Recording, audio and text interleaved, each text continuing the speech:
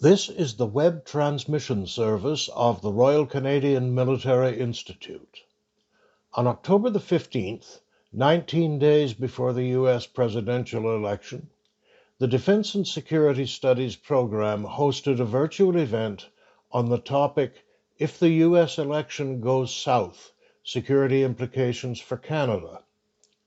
Our guests were national commentators Matt Gurney and Justin Ling. Okay, well, good evening. I'm Dr. Dan Eustance. I'm the director of the Royal Canadian Military Institute Defense and Security Studies program. Welcome to the second Zoom-based presentation since the RCMI was able to reopen in early September following its basically enforced closure in March as a result of COVID-19. Tonight, our topic really could not be more timely and potentially more important. The United States election is about 19 days away, believe it or not.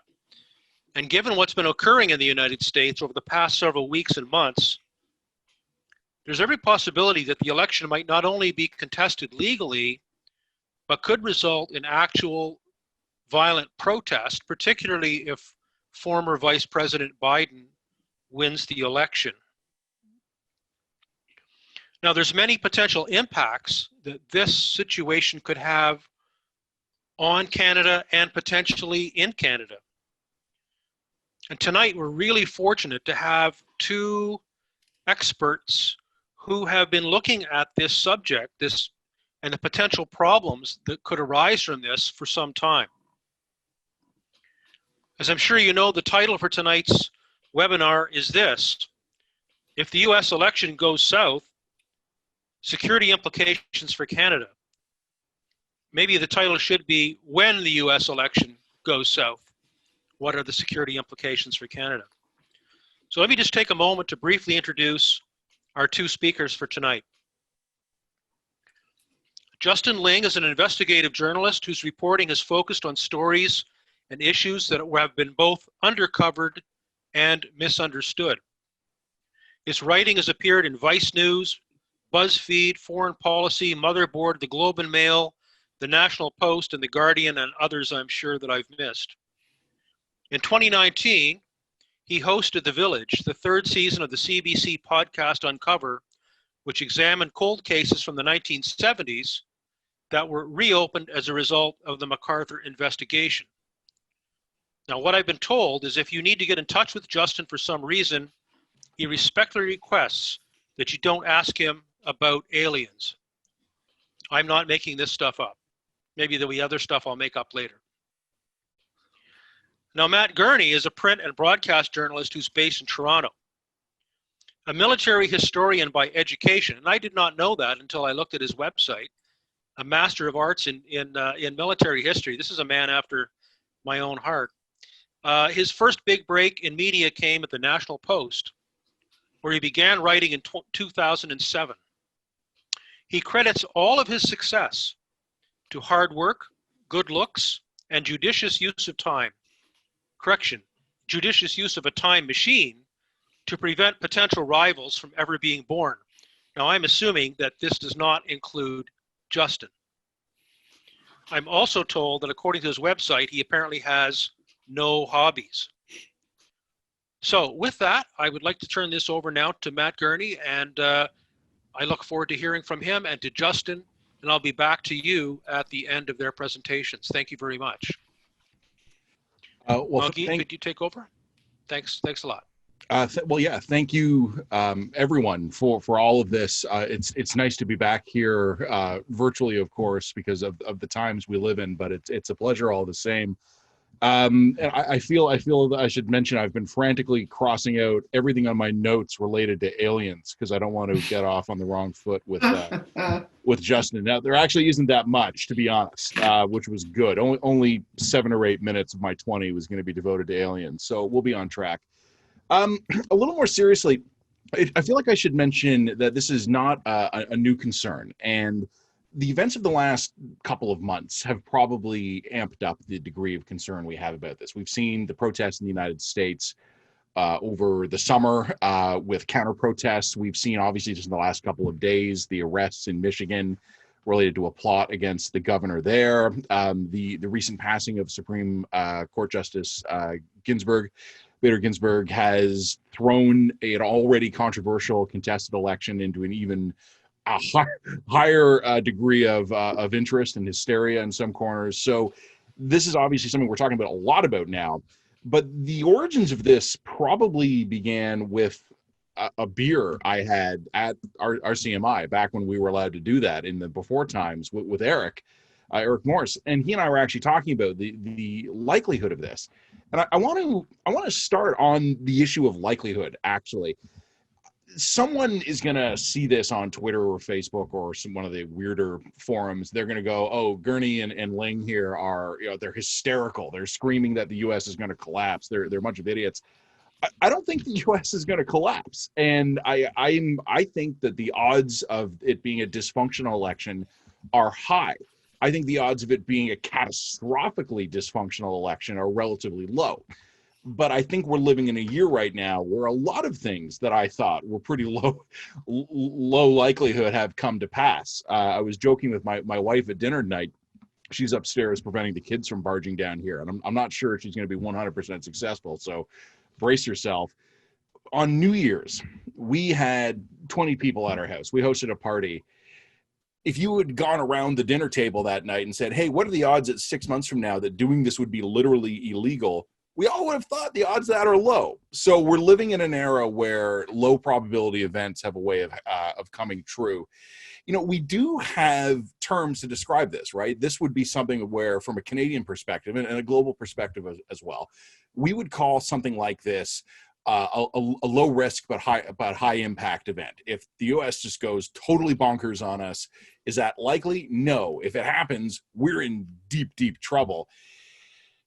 One of the problems that I have, and this is me speaking just personally, but I suspect a lot of you will have some version of this, is that I know what a 1% danger of something is. I know what a 5% danger of something is. Neither of them is particularly likely, but the 5% versus the 1% is 500% more likely. And when our calculus for planning is changing, I don't know what an appropriate response looks like.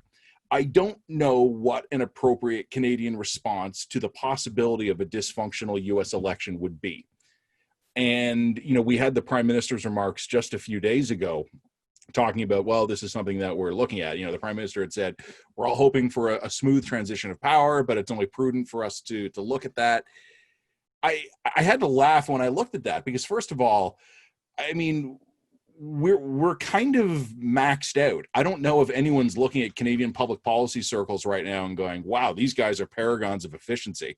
The pandemic has drained a lot of our capacity, ironically, in the way that dealing with NAFTA negotiations before the pandemic basically zeroed out our diplomatic corps' ability to respond to almost anything out in the world. We have designed a system at a federal level to interface in a pretty calm, normal world. And when weird things happen, responding to them takes up an alarming amount of our bandwidth. So I don't know how a country of 40 million people strung along a couple of basically horizontal roads, looking at a map, of course, deals with a collapse of a 330 million person republic. I don't think we could do much. The one thing that's interesting, though, is that over the last year, we'll call it, we actually have had a stress test on our system and our institutions where we've had to think about some of these things. The pandemic obviously is one of them, where we've had concerns about availability of masks, of respirators, of gowns. So we've looked at supply chains. I don't know how widely this is known, but for a couple of months there in the spring, there was genuine concern among some high-level circles and certainly among some professionals about the security of our agricultural sector, whether or not we would get the physical inputs we would need, like fertilizers and chemicals and all that stuff, plus obviously the labor, the temporary farm workers who work with us, who would travel routinely to Canada to do the work. We didn't know if we were going to get any of that during the pandemic and what that might mean for us. Even before the pandemic, you'll remember at the start of this year, it seems like a million years ago, we had rolling blockades on rail lines across this country with indigenous protesters because of pipeline controversies in BC. And I don't want to get into the details of that, but it forced us to kind of look around and go, an awful lot of our critical goods passes through a handful of choke points in this country where our rail lines, as the saying goes, are thousands of kilometers long and about 10 feet wide. So we've had occasion to think about some of these things just in the last year, combined with the fact that we've had in recent years other things that have been coming up that we've been thinking about. Things like China, the growing role of China in the world, cyber threats, increasing U.S. isolationism, which might not even be resolved, assuming Joe Biden wins handily in a couple of weeks and assuming it's a smooth transition of power. I'm not convinced things snap back to some happy Western world status quo from 10 or 20 years ago. We might be in a new era. The only good news that I would say is that we have been thinking about this, or even if we haven't been thinking about this particular problem, the year 2020 or COVID year zero, whatever you prefer, has forced us to become habituated again to thinking about some of the weird stuff that can happen out there.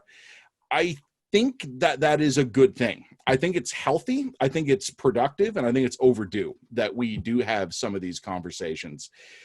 It's just, boy, I mean, if we were going to start with one problem as a planning exercise, a good tabletop dilemma for us to work on to get our brains thinking in these kinds of ways again, a dysfunctional United States would probably not be the easy learning curve one I would have thrown at us first. There might have been other things I might have rather just practice on. One point I would like to make, even though I said before that I think the risk of a catastrophic outcome of the U.S. election is low, and even though I think the certainty of a dysfunctional U.S. election is high, I'm still hopeful it's courts, it's guys on Fox yelling at people at MSNBC, the market's taking it on the chin for a couple of weeks. I consider stuff like that to be basically a certainty. One of the things that sounds terrible to even say, but let's be blunt here, and I don't say this with any Canadian smugness, this is just the reality of it. The U.S. is already coming off a really violent, disruptive summer. The U.S. already has a baseline of violence in the country that is well above anything we're used to. The U.S. might absorb some post-election damage, bloodshed, chaos, destruction that would be horrifying by our standard, but might mark like a bad Chicago weekend by U.S. standards. And I don't know how we in Canada will respond to this. And I'm not trying to downplay this, but if in the aftermath of the U.S. election, if there are flare-ups of violence that end up killing a few dozen people, I know it sounds like I'm being very blasé about this. If that happened in almost any other country in the world, we would be horrified by it. But like I said, that's one bad movie theater shooting in the U.S., and I don't know how we would respond to that either. And I also don't know if we would start to think, oh, well, that's going to be routine. And 4 years from now, if it goes from 40 dead this time to 50 dead that time, well, that's okay. It's only 10 extra dead guys. The U.S. is already a country that has a lot of dysfunction in its democratic systems, that has a lot of violence on its baseline society.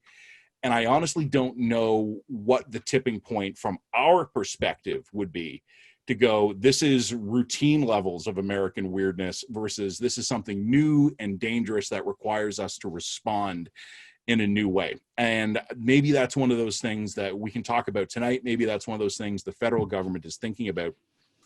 I don't want to take up too much time because I'm genuinely curious in what Justin has to say about aliens in particular, but I would say this. We kind of conclude this is we've had an opportunity over the last 8 months to stress test our economy. It's been interesting to find out where our supply chains come from. I remember talking months ago, early in the pandemic, in the first wave, calling up a guy who worked for a critical industry in Canada. And I said to him, where does your stuff come from? Like, I know where your raw material comes from. It's Canadian. He was in the energy sector. Like, where do your spare parts come from? Where do your lubricants for your machinery come from? Where do your computer chips that run all the your advanced kind of not off the shelf technology, your custom built stuff? And he said to me, and I can't use his exact language here because I'm assuming this is a family friendly Zoom, but he said, boy, I don't know. He goes, we don't even know where some of this comes from, because if something breaks, we order it on the company's internal server and a new one arrives in 3 days. He goes, no idea what country it comes from first. I don't know how it gets here. I think we would probably know some of that stuff better now because we all had the crap scared out of us in the spring. So that's the good news. The pandemic has been, if nothing else, a stress test for a lot of our key institutions and industries. Here's the bad news. Not all of them did very well. Overall, we got through. Overall, things worked. But I think we had revealed to us that not everything worked as smoothly as we thought it would, and that there were gaps in the system. So I'm going to stop talking now because I suspect we'll have a bit of back and forth coming up ahead. That's kind of where my thinking is. I don't expect the U.S. to go up in flames, but I didn't expect to be doing this from my basement either. So it's been a weird year. Anything can happen. And what I genuinely wonder about is sometimes, if we see moderate political violence after the U.S. election, will we even recognize it as something distinct and appreciably different from the norm, which is sad, but possibly true? And I also wonder, with a bit of an eye to history, because Daniel had mentioned I do have a history MA in military history. There are things and eras and movements and turning points that are obvious to historians that are not obvious to the people living in them. I am really curious to see 100 years ago from now what people are writing about the year 2020. There might be stuff that's considered definitive to future histories that has completely gone under our radar this year because we had a lot else of other stuff on our mind. So that's it from me for now. I'll let Justin hop in, but we can talk back and forth, and I look forward to that. I look forward to your questions after. Thanks, Matt. I mean, a surprise to everyone. My whole thing is about aliens. So, I mean, what a twist that was in the end. So when we were setting this up, I said to Matt, I think what makes sense is, you go macro and I'll go micro, because I've spent the last couple of years, through kind of various movements, looking at what is, in essence, a lot of micro threats. A lot of the threat of homegrown radicalization from the Islamic State, the threat of homegrown far-right extremism. I've been basically extremist agnostic. Any kind of extremism that decides to exist here, I've been generally pretty interested in it. But maybe just to start off, I'm going to play maybe what is one of the darkest imaginable remote Zoom games you can think of. I'm going to list you a handful of events. And for those playing along at home, maybe make some notes and see if you can figure out what ties all of these events together. They're pretty disparate happenings. But the first one occurred in June 2018. A man named Matthew P. Wright drove his armored truck, a full Brinks armored truck, onto the Hoover Dam, where he held up traffic armed with some sort of firearm and a whole bunch of ammunition. About a year later, in December, a guy named Anthony Camello pulled up in front of a Gambino crime boss named Francisco Cali and shot him dead in the street. Arguably one of the most high-profile mafia killings in New York City, in the U.S. in decades. By April 2020, a guy named Eduardo Marino, who was a train conductor, derailed his train in an attempt to drive it directly into a U.S. naval ship that was treating folks who had been displaced by COVID-19 treatments. By July 2nd, you may know this one, a reservist by the name of Corey Huron drove his truck equipped with 4 weapons, a revolver, 2 shotguns, and a semi-automatic rifle through the front gates of Rideau Hall with a letter addressed to the Prime Minister accusing him of trying to preside over a communist dictatorship. Of course, he was arrested for threatening the Prime Minister. And something else you may have seen just in the last couple of months, some folks have been wandering around Ottawa trying to perform citizens' arrests of everyone from folks who they think are the Bloc Québécois leader to Jagmeet Singh. So what do all these things have in common? They sound incredibly disparate. I mean, you have everything from a reservist maybe trying to kill the Prime Minister. You have a mob hit. You have some acts of attacks on critical infrastructure.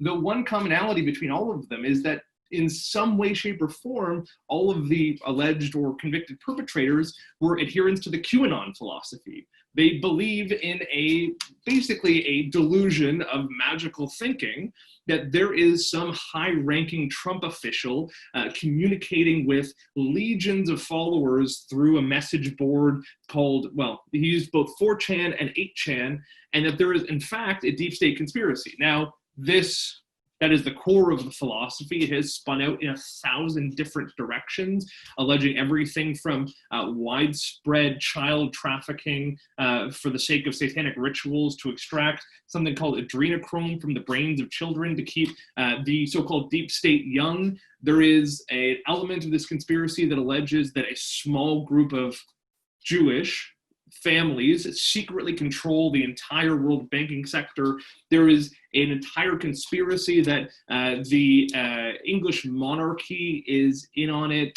In on what? I still haven't figured that much out. There's still parts of this that are a mystery even to me. But basically, this philosophy, this delusion, the terminology kind of shifts. This conspiracy theory alleges that there is a widespread cabal of folks in power who are doing some truly awful things, and that the only folks who are standing up against them is this anonymous Q and, of course, Donald Trump. Now, the followers of this philosophy delusion probably number in the millions. Quite honestly, based on some analyses of Facebook groups, YouTube pages, and some polling that's been done, it's pretty safe to say it's in the anywhere between the low millions to the tens of millions of followers of this delusion, and many of them have begun committing crimes and apparently planning acts of domestic terrorism. Now, Matt talked a lot about what happens at the top line level, at the structural level, after this election, assuming this election truly goes south. I'm not sure optimistic is the right word, but I tend to think that no matter what happens in November, things are going to change slowly at a government level. If Trump is reelected, it is an establishment of the status quo, at least on the federal level. The erosion of democratic principles in the United States is probably going to continue. You're probably going to continue to see stacking of the courts on every single level. You're probably going to continue to see an assault on voting rights, especially for minority groups. You're probably going to continue to see, exercises of presidential power that go far beyond anything we've seen in decades. In a strange way, that's the status quo. That will be a continual, gradual erosion of a lot of those rights. If Joe Biden wins, I think he's going. Hopefully, this is again a little bit of optimism, I hope that you're going to see a gradual rebuilding of a lot of those principles and a slow, not return to democracy, but a slow, gradual improvement of those democratic principles. What really concerns me is what happens on the citizenry level, right? You have never seen a country so viscerally divided, so viscerally angry at itself as you have in America right now. The only real comparison is probably to go back to the 60s and 70s during the Vietnam War, during the Nixon era, during a lot of the civil rights struggle, where you actually did see a significant amount of domestic terrorism, of radical groups, of everything from bank robberies to bombings of federal buildings.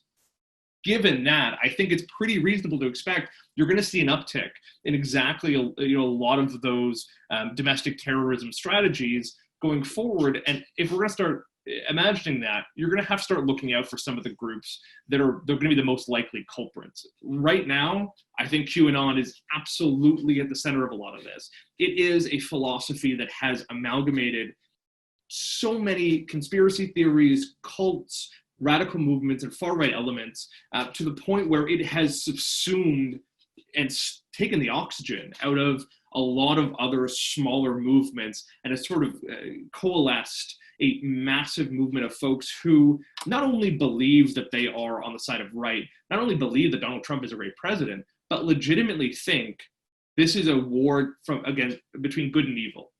They legitimately think, and we've seen instances of it, I didn't include it in the list, but we've seen instances of individuals trespassing on government property, targeting government officials, government politicians, with the belief that they are literally stealing and hiding children. And if you genuinely believe that the government represents you, or supposedly represents you, or officials in your town, or your local congressman, or whatever, is responsible for child sex trafficking, it really does motivate you to do some things you wouldn't normally do. You're seeing people, and in some cases there's mental illness involved, in some cases there's no apparent mental illness on the surface, it's inspiring them to do some pretty dangerous things. But just briefly, I think there is a constellation of groups. I think we've talked a lot about QAnon. You may have seen in the media recently. It has been top of mind for a lot of folks, but there is increasingly a disparate groups and networks and sort of decentralized movements that have basically stood up and become serious threat vectors over the last couple of years. That's everything from the incel movement, which tends to target random civilians. It was the ideology that was likely behind the Toronto van attack from just a couple of years ago. It's also led to other stabbing and shooting attacks over the last several years. There, of course, are more militia-style groups, everything from the Soldiers of Odin to Atomwaffen, the neo-Nazi quasi-paramilitary group. These folks are the Boogaloo Boys. That was the third one I'm looking for. It's just such a catchy name. I can't believe it didn't roll off the tongue. But the Boogaloo Boys style themselves as a militia in defense of Donald Trump. These groups have not exercised a tremendous amount of violence yet because, by and large, they see themselves represented in their federal government. There is a very strong chance if we see Donald Trump removed from power, especially as he may contest to the results, those will be the folks who are going to stand up likely and try and to quote unquote defend the government who they see as legitimate. You've seen this recently in Michigan, where a militia group planned basically what was a coup d'etat. It may be at the indirect direction of the president himself. And finally, there's a group that has only kind of recently gotten people's radars called the Order of the Nine Angles, which is basically an esoteric Satanist neo-Nazi cult, which sounds ludicrous. It's founded largely in the esotericism of Aleister Crowley, if anyone knows who that is. But it has recently been attributed to potentially 2 murders in Toronto, as well as 2 separate plots from within the American Armed Forces, from soldiers and I think 1 reservist, who actually anticipated feeding intelligence to their cult members in order to plan what was essentially an insider attack on their battalion, which could have resulted in many fatalities within the American military, basically on friendly soil. So, the actual sort of planning and sort of follow through of some of these groups has the potential to be pretty significant. Now, I'll kind of end on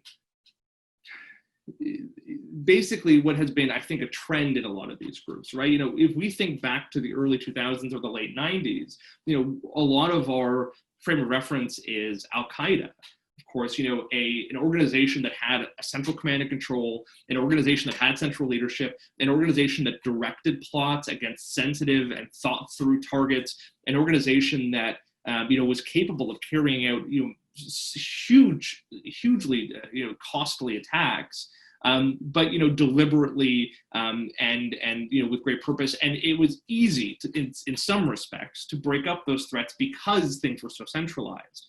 The Islamic State learned from a lot of those lessons and built around it a structure that allowed it to operate centrally, but to work globally, using a media network, using the internet to radicalize, to recruit, and to convince people to carry out lone wolf attacks against, quasi-random set of targets, everything from a Christmas market to the Parliament of Canada, so on and so forth. That posed a really unique challenge for our security and policing agencies. How do you stop a movement that, can't even count all of its members? We're now kind of transitioning into a reality of these disparate groups that have no central leadership, that have no central command and control, but yet are using a lot of the same tactics we've seen from the Islamic State to inspire their members to carry out attacks for personal, for ideological, for kind of more global reasons against basically random targets. Like I said, we've seen everything from the Prime Minister's residence to the Hoover Dam to the random streets of New York City become basically forms for these extremist attacks.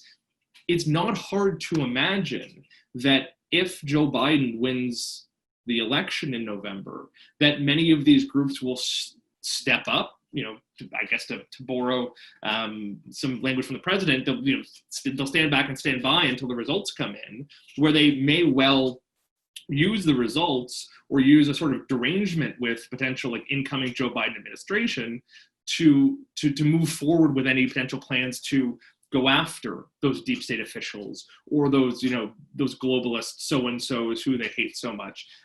But even to reverse that a little bit, it's not also unthinkable to imagine a situation where Donald Trump manages to cling on, and groups like this basically become it sounds a little extremist to say, but basically a brown shirt militia, a group that groups that see themselves as carrying out the will and the desire of the president against his enemies, internal and domestic.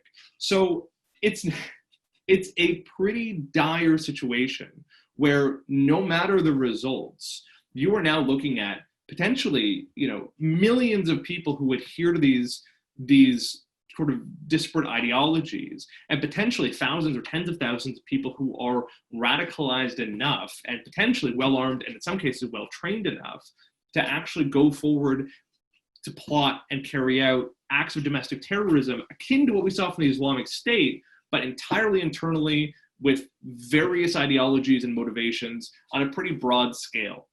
So I don't know if that has totally bummed you out, Matt, because I can't imagine, as much as the entire destruction of the American state freaks me out, it's almost more terrifying to imagine 360, a sizable chunk of the 360 million people who live there, deciding that they're going to stand up and basically, take care of it themselves, let alone, the 36 million people here who follow, American politics closely enough that, might find themselves similarly motivated. I mean, I would say by 2020 baseline standards, I'm moderately bummed out. The scale amount, I'm a sliding one. I'm hopeful. Every once in a while, I find myself jotting down notes, and Justin, you do the same. And with the certainty that you're going to look back on these notes a few days or weeks from now, and you're going to have no idea what the hell you were writing down. Because one thing I wrote down while you were talking was popcorn. And there was a book I read years ago. I don't even remember the name of the book now, but I remember this analogy in the book that I thought was perfect, which is to say, if you had a pan of hot oil and you had 100 popcorn kernels in your hand and you just kept throwing them in 100 kernels at a time over and over and over, you would get really good through observation at determining when that first kernel is going to pop. You'd be off a couple of seconds either way. But what you would never be able to do in a million years is guess which one would pop. Yeah. Like you would know for certainty that it was going to happen. You'd know roughly when, but you would never know which one. And when you're talking about all these disparate groups, some of which have been folded in under QAnon, but now you're also going to start seeing reactionary groups that rise up to oppose them. There's all the weird threats that existed before this. Like, we haven't talked about the Islamic State in a while, but we're one videotaped and YouTubed beheading away from that being on the agenda again. All of those existing problems are still here. And you mentioned the militias, and the militias are the ones that always interest me, right? Because these are people who believe that things are going to go south. And, here comes that baseline optimism again. Some things become self-fulfilling prophecies. And if you've got a large enough segment of any population that is convinced that the system is either outright out to get you or at least is failing, like maybe you're a militia that assumes the federal government is benign but is dysfunctional and it won't be able to protect you and your family. We've seen all across North America, one of the things we've seen in the pandemic is you can't buy a gun. You can't buy ammunition. They're sold out everywhere. And that's on both sides of the border. And as you know, Justin, I mean, I'm a sports shooter. A lot of ammunition sold out in Canada because of the amount that's been bought up by the American market. Most Canadian ammunition is manufactured in the United States, and they're buying it up domestically. And I start thinking here, again, I don't know which one of these kernels is going to pop first, but one of them is. And what we're doing right now, and what we're looking at in the U.S., is we're turning up the heat of that oil, and we're going from 100 kernels at a time. We're going, let's go to 200. and let's just see what happens. And you know, one of the weirdest debates we had, I mean, not you and I, but I just mean like in the society that pops up from time to time, is when different groups of people on the internet start yelling at each other about whether far-right extremism or radical Islamism is the greater threat to Western security, particularly United States security. And I always think to myself, guys, you're dead either way. Like, yeah, why rank them? I mean, a bomb's a bomb at a certain point. Yeah, and we're living in an environment where the likelihood, or I would even say the certainty of one of these things going up is going to be bad. And even though I am generally, I mean, you said before, I don't know if optimism's the right term. I don't know if it's the right term either. But neither of us seems convinced that the U.S. is about to come down like a house of cards. I would bet the farm against that. But we already live in an era, and it sounds terrible, but I mean, I'm just telling you here, just between you and me and however many people are listening, when I hear about a school shooting in the U.S. or a movie theater getting knocked off or a nightclub or something, it used to grind the news cycle to a halt for days. You'd have every satellite remote van in the United States parked in a ring around some high school. We're moving past these things pretty quickly. Like, unless it's like a record-setting body count or something particularly horrific or newsworthy about this, it's 12 killed in strip mall shooting in Idaho, and now on to sports. Like, we move past this stuff really quickly. And you know the old saying, right? Here I am mixing my food-based metaphors, but let's get the popcorn kernels out of the pan. Let's put that frog in. We might be the frogs in that pot, not having noticed that the water's getting warmer and warmer. We might have been in here actually a while, and we're only noticing it now. Well, let me say one more thing to you, and before I turn the floor back to you here. One of the things that you were talking about, and I wrote this down on my notes as well. At least I'm confident I'll at least know what the hell this one is in a couple of weeks. I don't know. We've definitely seen this in the pandemic. I don't know who can turn the temperature down in the U.S. I like, even if we want to be optimistic, and you and I want to like kick around a list of names, who would be the guy or girl? Good, so let's be gender neutral here. Like, who of the entire American population is the right person to go out there and give a fireside chat and chill everything out? I can't think of any. And that's why Oprah should have run. If only Oprah. Oprah or The Rock. Like, those are the names I come up with, which kind of suggests maybe we're more screwed than you and I might think. You and I have both had the experience in our journalism careers of writing something that we have researched, is fact-checked, is honestly pretty moderate. And instead of it being embraced as a unifying moment of truth, what it becomes into is we're attacked by the left and the right simultaneously. And I don't know if there is a stabilizing, moderate, centrist institution in the United States that is capable of ratcheting things down. Like, Dr. Fauci has become controversial. Yeah. That's not a healthy thing. And one of the things that I find weird, and I'll turn it back to you after this, is that moderating, stabilizing centrist, which is a weird term to use in this context, institution, might be the United States Armed Forces, which is why we keep having these interviews with guys or talk shows and panels where we're like, well, what's the military's role in the election? And you got the Joint Chief Chairman going, none. Yeah. We have no role in the election. Why are you even asking us about this? The military of the United States does not have a role in the political process. But smart, reasonable commentators and observers are starting to look to the U.S. military as maybe the thing that holds it together, in the same way that in some countries all over the world, well, if those democratic people get too out of control, don't worry, the army will just step in like they've always done. I'm not wild about the prospect that smart, observant commentators are starting to seek the stability of the United States Armed Forces as something to take reassurance from. Yeah. So, yeah, I'm gonna come to that in a second. But let me kind of go back to a little bit of what we were saying, at the very beginning. These popcorn kernels. You're right. For the last several years, this has been the framework with which we've thought about these things. How do you predict or handle folks who self-radicalize, who end up either on an ISIS Telegram channel or 4chan, and who suddenly find themselves compelled to strike out, in retaliation for, American foreign policy in Iraq, or because you can't get laid and you want to take your revenge out on society. I mean, these two things have been basically similar threats. They've literally resulted in similar acts of domestic terrorism, from vehicle ramming attacks to stabbing attacks to mass shootings. So, it hasn't, you're right, it hasn't really mattered what the motivation has been for the last little while. Now, what I think, though, is particularly dangerous, and, this is me at my most alarmist. I'm never going to be, I don't think you're ever going to hear me say this sort of alarmism, in public, because I think, the odds of this happening are still relatively slim. But you right now have a set of radical movements, some of which are heavily armed and to some degree trained, because some of them are current or ex-military.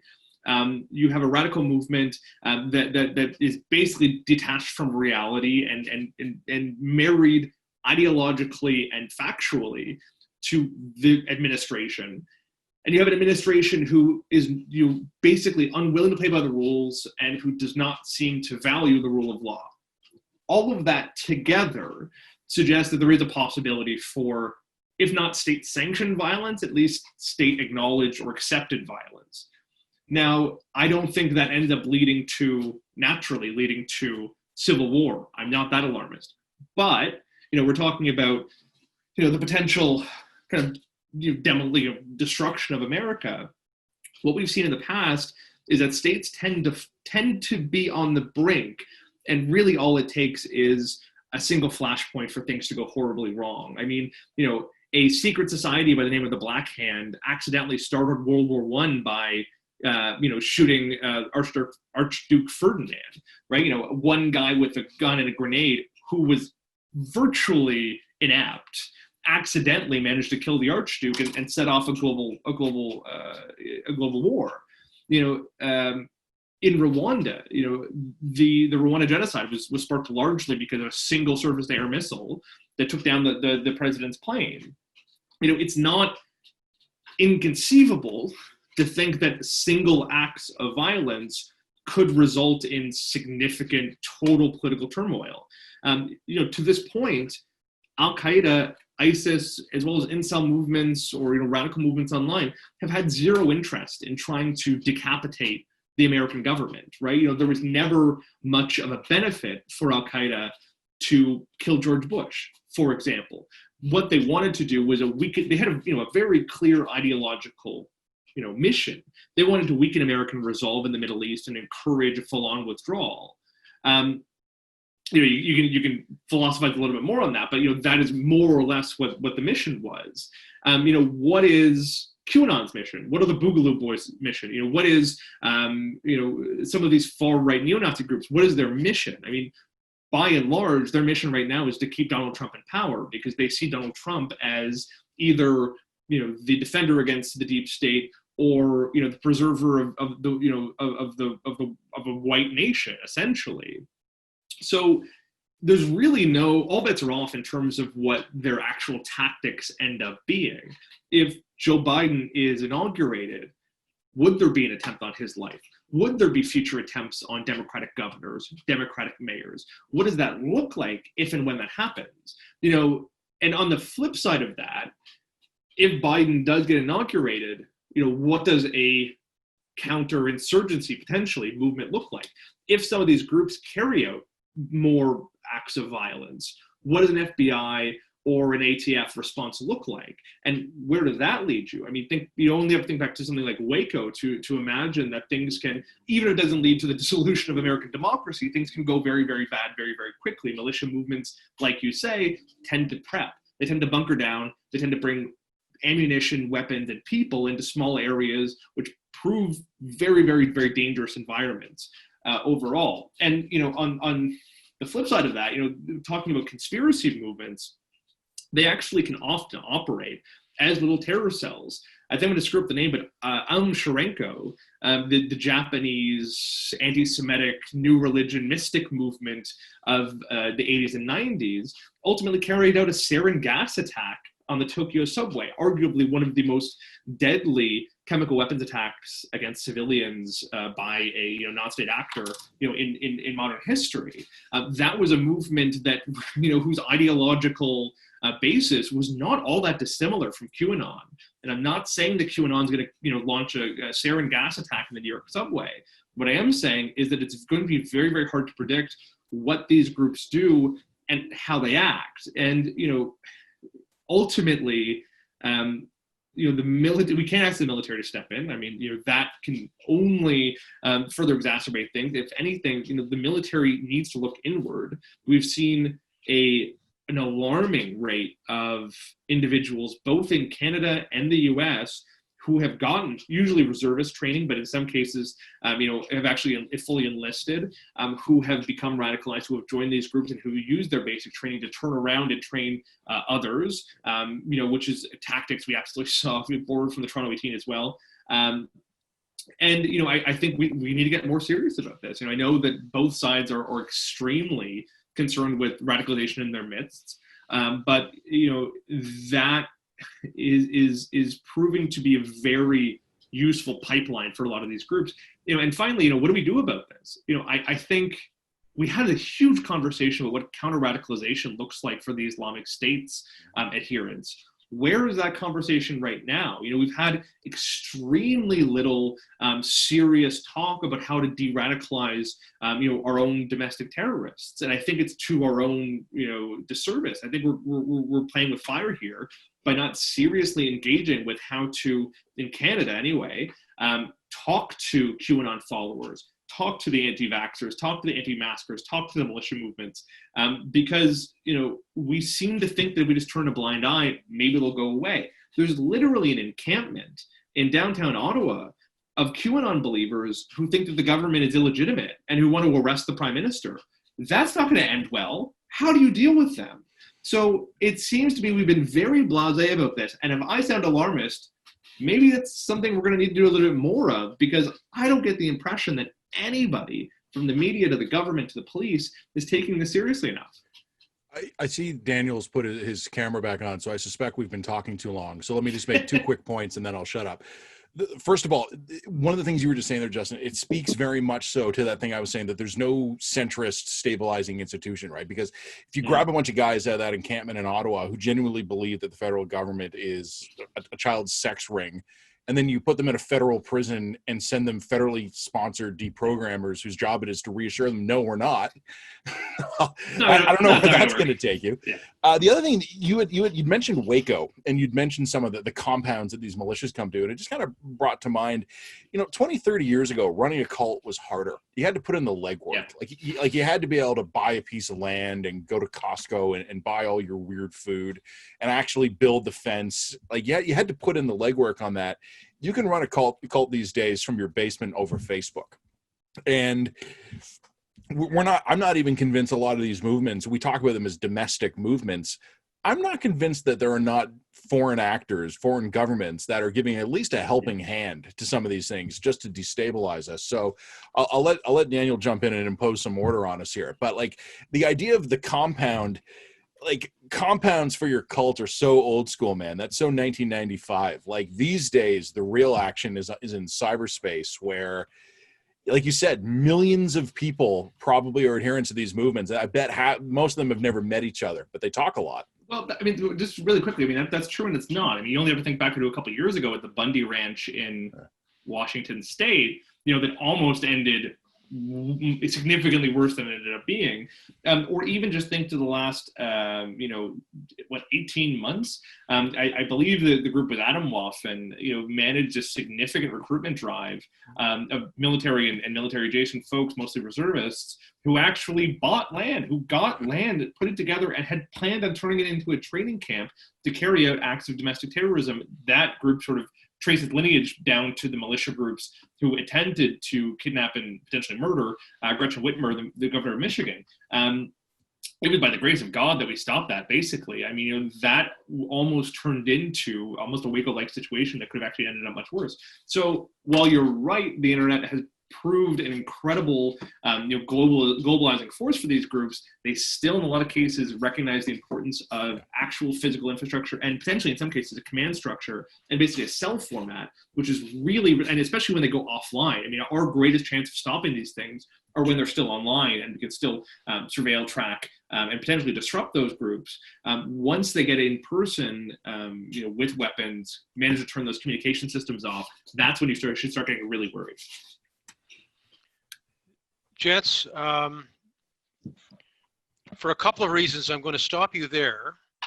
One is because I have this incredible hankering for popcorn for some reason. And secondly, I think I would like to give an opportunity for some of our participants to pose questions in the last several minutes. But I think I'd like to start myself if I could. So we've heard now from Matt about the macro issues involved, which was quite informative, quite necessary to set that stage. And we've seen now from Justin some of the micro potential issues that could arise from the situation in the United States. What I'm interested in, and Matt, maybe this is something that you might want to talk about a little bit, is, in the last couple of days, I think I saw a statement from the Prime Minister of Canada saying, in effect, that they're aware of potential issues in the United States and that Canada is, going to take, I can't remember what the actual term was, but something like appropriate steps or something to that effect. So I'm a former military guy. You have a master's in military history. Are there things that right now Canada ought to be thinking about specifically? And I'll give you a couple of examples. One is, could we potentially see, for example, let's say there is a serious uptick of violence in the United States. Could we see U.S. refugees on the Canadian border wanting to come across, saying that they don't feel safe in the United States? And right now, of course, the laws as they stand would not actually allow that technically. What if we had Canadian citizens in Florida that felt unsafe? The so-called snowbirds.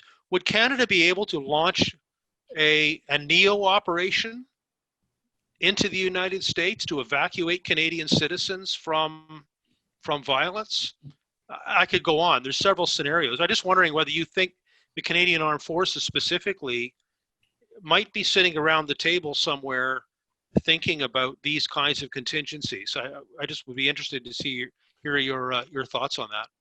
The more I think about this stuff, and I would imagine the same would be true for the military's top level contingency planners, the more I think about this stuff, the more I want to move to New Zealand. Like there is no military solution in Canada to a collapsing United States. And this is not an issue of willpower or budgeting. It's an issue of numbers. It's math. Like it's 330 million minus 40 million. We simply couldn't do it. So I think almost, I said this before in a different context, but like, even though I think the preppers are overall having a pretty good year in 2020, I've never seen any margin in preparing for the absolute worst case scenarios, because in the absolute worst case scenarios, you're screwed. I think the advantage accrues to planning for the medium level catastrophes. And one of them, and you've mentioned it, is the refugee issue. My gut feeling is that if there were to be migration issues in the United States, they would be mostly internal. And I think people would move to friendlier parts of the U.S. You got a lot of people moving to California and Oregon. You got a lot of people moving to Alabama and Texas. So I didn't think the migration would be internal. Would there be some spilling over to our border? Probably. And like I said before, we've been stress testing our institutions over the last couple of years. It only took about 30 or 40,000 people crossing illegally into Canada to have us turning the Big O in Montreal into a refugee camp. So we found out pretty quickly that our capacity to absorb influx, something we don't have to normally worry about, right? Because we're not those Southern European nations with a relatively short sea to cross. We seem to basically max out at about 30,000 people. So that's a lot. That would be a lot of Americans to decide to move to Canada, but it's only a pretty tiny part of the overall population. So if that became a major issue, we would be screwed, is the nice way of putting it.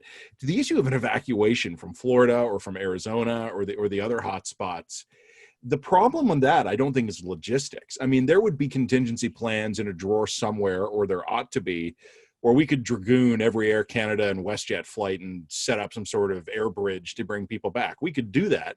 But you know full well the issue would not even be the logistics of it. It wouldn't even be the cost of it. The Americans would not want us to do it because it would be embarrassing. Like, whatever would be happening in the United States, there would be a kind of residual of some kind of federal government going, oh, Canadians don't do that. That's humiliating. Like, and they would have even just the political or economic levers to put on us to go, come on, don't show us up like that. So, you know, I would think probably the advice would end up being pretty similar to what we ended up happening at the start of the pandemic, is the prime minister would get in front of a podium and go, hey, folks, you want to come home now would be a good time. So I could see something like that. But I mean, do I see C-17s flying to Miami? No, probably not. If I can jump in really quickly, you know, I think, Matt, you're totally right. Like, my main concern would not be, you know, pressure on Canada. I mean, like you said, we're stress testing a lot of our supply chains. You know, I can imagine us needing to quickly diversify a lot of the sources for a lot of our goods. But also, you know, the American, you know, collapses don't tend to be absolute. A collapse in government still tends to mean the economy functions in one way, shape, or form. You know, it may ultimately mean some of those production centers move north of the border or move elsewhere, or we find new supply centers. You know, I actually don't tend to think that is, I think it will be unpleasant, but I think it's solvable. What would freak me out, and you know, is actually on the military side. You know, how much of our NORAD infrastructure is dependent on the Americans, and the American military being not just capable but willing to continue doing continental defense. You know, how much of our NATO mission, you know, EF or enhanced forward presence in the Baltics is dependent on the Americans, you know, holding up the Lithuanian mission. You know, how much of our Navy is reliant on American refuelers, because we can't seem to build them in any sort of, you know, reasonable timeline.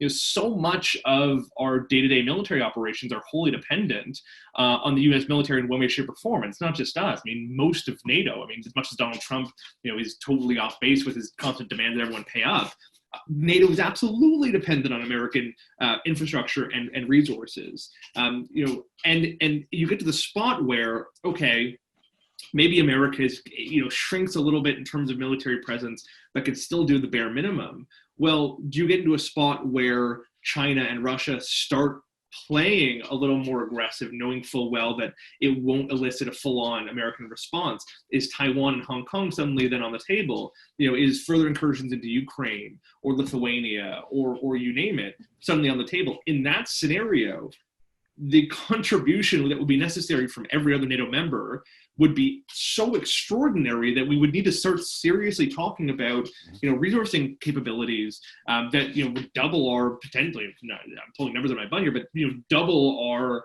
you know, military contribution abroad to make sure our allies don't get totally steamrolled. You know, that is the sort of knock-on effects I think you see from, you know, an American quasi-collapse that is not entirely unthinkable.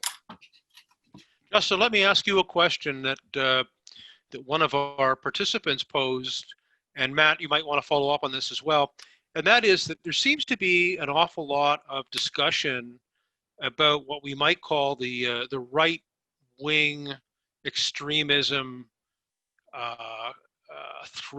potential threat, and less discussion about what might be happening on the extreme left wing. You know, we've heard about Antifa, Black Lives Matter, etc., other organizations that also participated in some of the violent protests that occurred in the United States over the last little while, and we've seen a little bit of that spill over into Canada. There was some protests in Montreal, for example. What happens if, for example, Trump wins, and are we likely to see some kind of similar reaction from the left-wing extreme organizations as we might see from the right wing? You know, I think that there's a little bit of a whataboutism that goes into that. Listen, is there a domestic, predominantly policing threat present in Antifa and other groups of that ilk? Yes, absolutely. If Donald Trump wins again, if Donald Trump continues, policies that fundamentally offend, left-wing organizations, are there going to continue to be street protests, potentially some looting and rioting? Yeah, absolutely. I think that's obvious. But what we have not seen from Antifa and left-wing groups is the sort of radicalization, is the sort of central dogma that you see on the right. I have spent like I've said, I am agnostic about where the threat comes from. I was just as worried about a lot of the Islamic State threats as I am worried about, say, about the far right threats. I've looked at both sides of this. You cannot point to me any significant organization, movement, even kind of semi-coherent nuclei of Antifa or left-wing groups that resemble the sort of radicalization and demands for violence that exist in the Islamic State, and that it currently exists in groups like QAnon, like the Incel movement, like some of these neo-Nazi organizations, like some of these militias. It is apples and oranges. It is not an in-depth comparison in any way, shape, or form. You have seen very limited cases of shootings at these protests that tend to get played up, that do not tend to be premeditated, that do not tend to be acts of domestic terrorism. We have seen isolated cases, and if they continue, then I think we can talk seriously about the potential for that threat. We've seen one case where one Antifa supporter was looking to kind of liberate an ICE facility. If that continues, we can talk. I think we can talk seriously about the emerging threat of left-wing violence. It's not unheard of.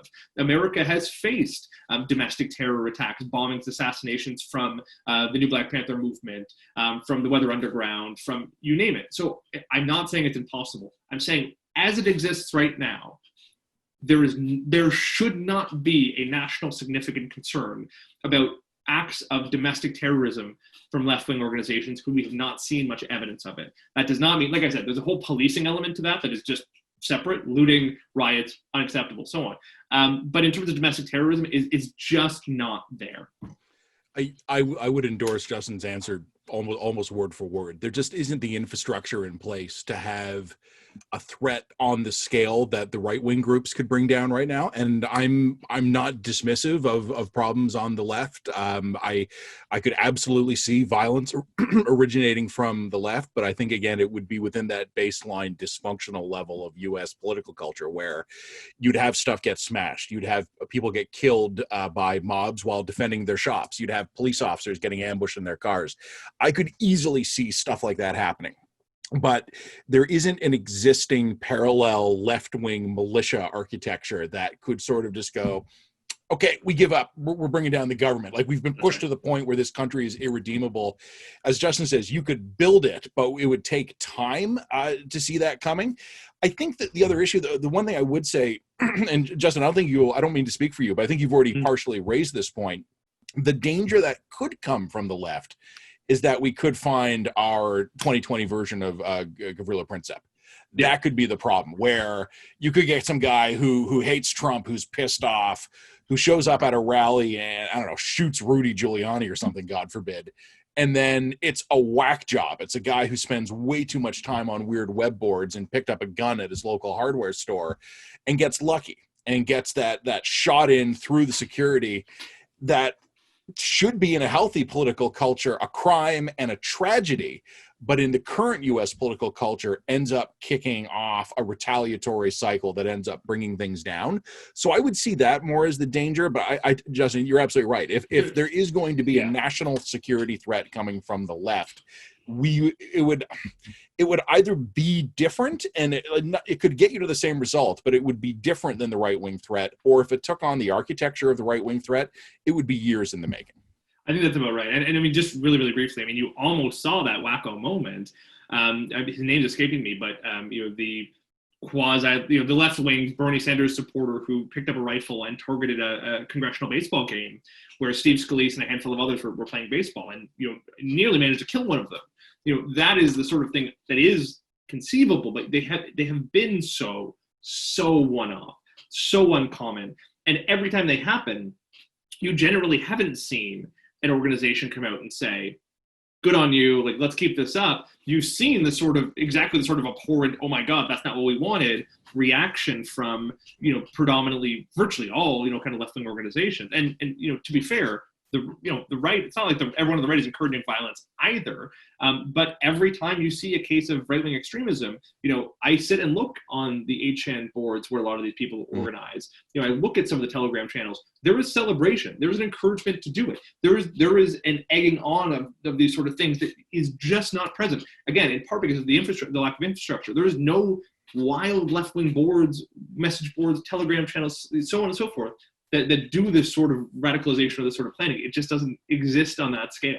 And I just to close this out, I mean, let's look at a hypothetical situation where a far left or right gunman pops off and kills a significant cultural figure on the left or the right. If it happens on the left to the right, I would have faith in President Biden to pretty quickly disown that. I have less faith that Donald Trump would competently disown it if it was the right killing someone on the left. He'd get around to reading a statement eventually, but we've seen this before. He's grudging and it pisses him off, and 2 days later he calls a press conference and walks back everything he previously said, and then you have Mitch McConnell going out and going, well, I disagree with the president. Like, we've seen this before. Like, I would still have more faith in President Biden to be the responsible leader than I would on Donald Trump to be the responsible leader if something like that does happen. Okay, let me jump back in again and ask Margit or Sylvia, if Sylvia's hopped on. Can we open up the participants to ask either Justin or Matt any questions? Or it's possible that Matt and Justin have stunned people into silence. I think what you mean is we've talked them to death. No, not at all. I do know, for example, and I think I may have mentioned this last night when Justin and I were chatting for the setup, that over the past several weeks, I'd become very aware of the whole QAnon phenomenon, and in different circles, mentioned it and sort of said, hey, have you heard about this? And quite frankly, a lot of people had not. And when I sort of explained it to them, they went, the eyes went wide and they went, wow. And then obviously went back and looked at some of the material on the web. Okay, so Eric, you have raised your hand. Please go ahead. I have raised my hand. First of all, I would like to thank Matt and Justin, not only for being here, it was great, but I'd like to thank Matt for a great phrase, popcorn kernels, which I'm now going to misapply hideously, because popcorn kernels are the level of the U.S. military where I would expect trouble to come from, not the Joint Chiefs, not some scattered units out on in the New Mexican desert, but I would expect a bunch of Ollie Norths might start getting interested. That really wasn't where I was going. That was a cheap shot. I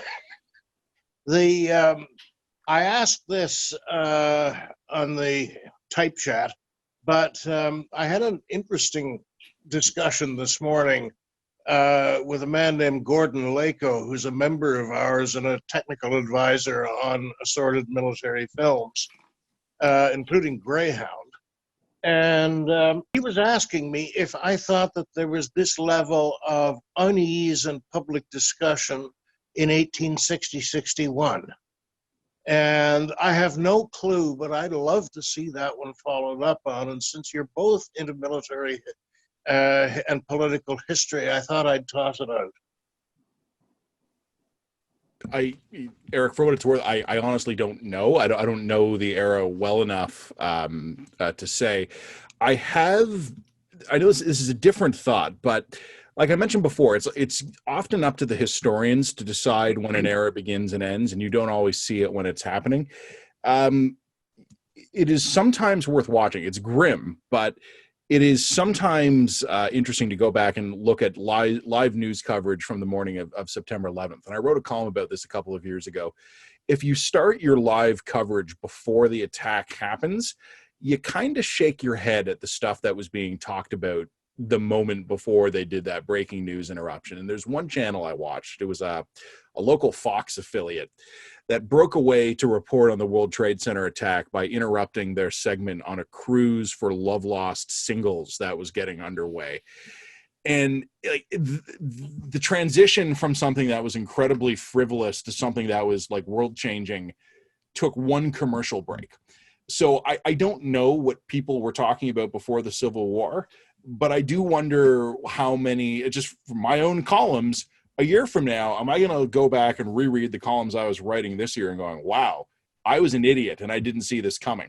I don't know. I don't think so, but your profession and the profession Justin and I do, one of the things that often teaches you the hard way is some degree of humility. It doesn't always come across on Twitter, I know, but you get stuff wrong. You don't see things coming. You get surprised by stuff. I hope we're out of surprises for this year, but I guess we'll find out. Yeah. I mean, I think it's really hard to say, the comparisons to the Civil War. I mean, the obvious, everyone's favorite historical allegory is always World War II and Nazi Europe. And, I don't think Donald Trump is Adolf Hitler. That being said, there's plenty of commonalities you can point to, not just there, but with other countries who do experience significant democratic backslide, who do experience significant internal turmoil, even if it doesn't result in a world war or even a civil war. There are definitely commonalities you can point to in America that were present before other states, went into prolonged periods of internal strife.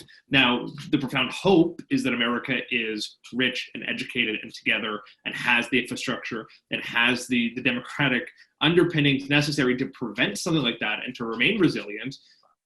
Is that the case?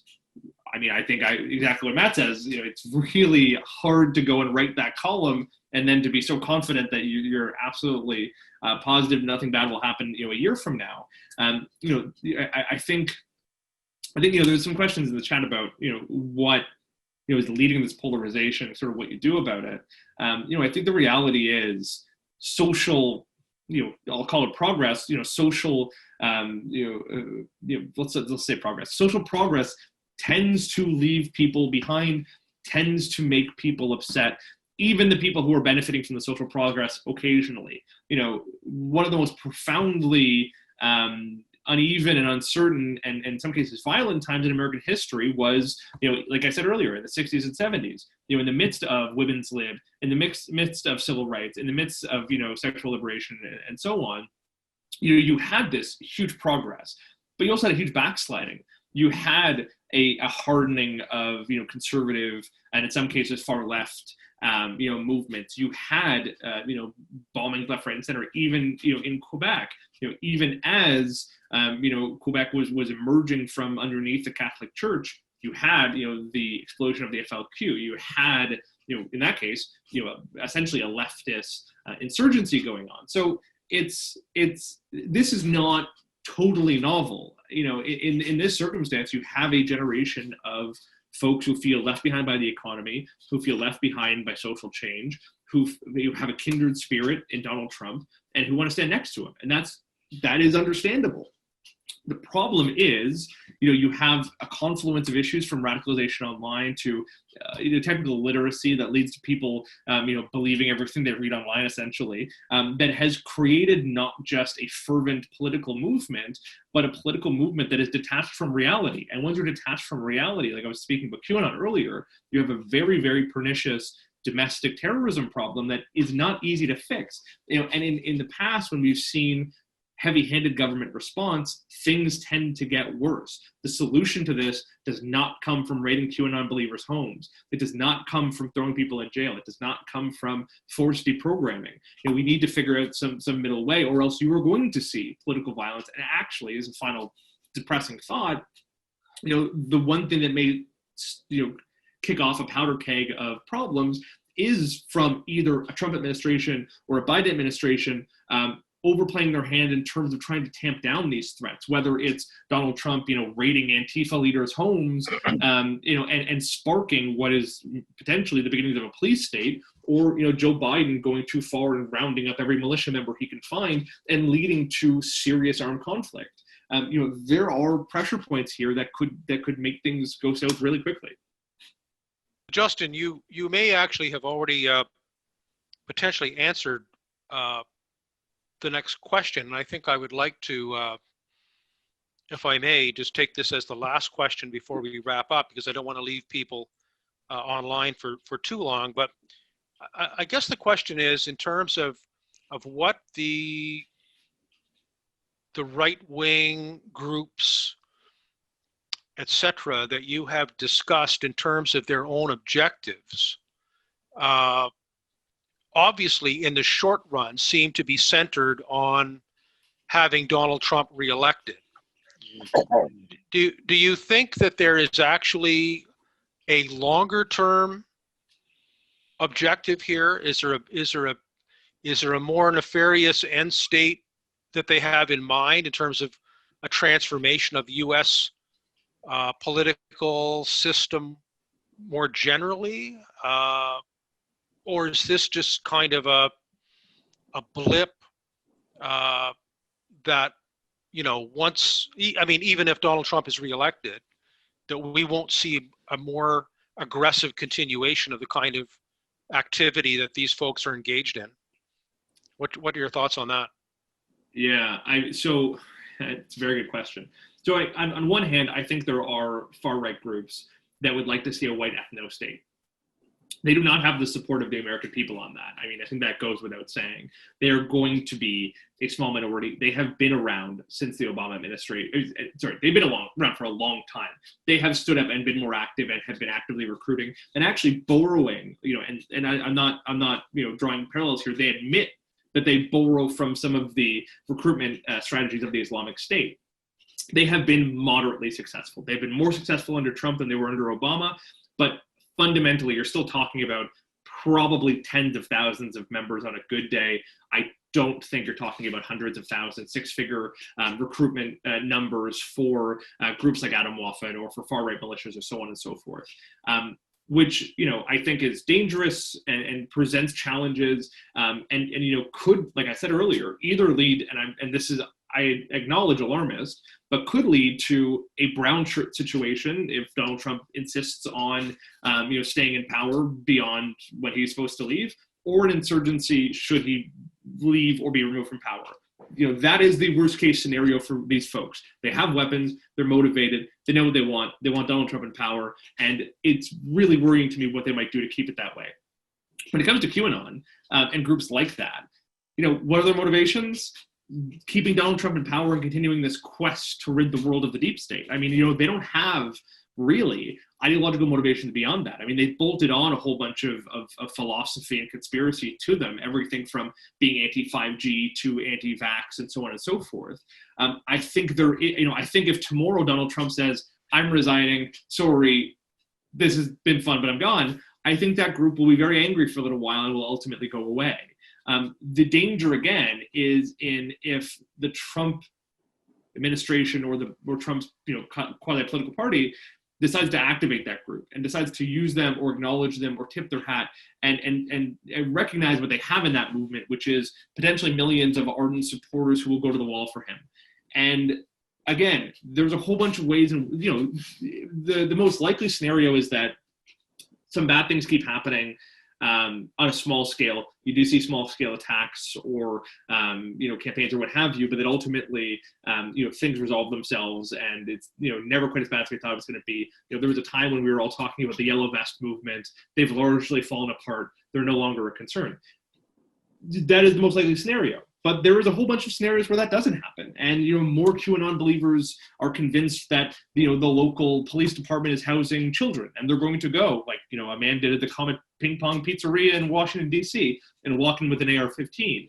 Or they're going to try to take out, their governor, or they're going to try to take out President-elect Joe Biden, or so on and so forth.